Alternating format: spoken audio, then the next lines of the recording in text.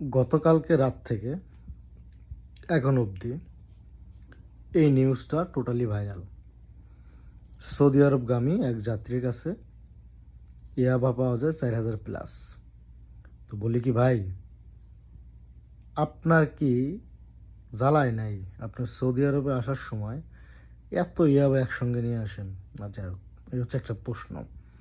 দ্বিতীয় বিষয়, আপনি আসতেছেন প্রবাসে, আপনার কাছে এই মালগুলো কে দিছে?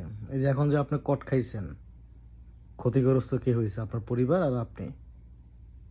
যদি আপনি ওয়ার্ক ভিসায় আসার প্রস্তুতি নিয়ে থাকেন কিংবা যে কোনো ভিসায়, এখন ক্ষতিগ্রস্তরা কে হইল?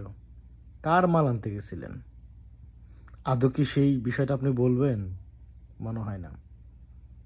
কিংবা বললেও সে ধরা ছোঁয়ার বাইরে থাকবে। ক্ষতিগ্রস্তরা আপনি হয়েছেন, আপনার পরিবার।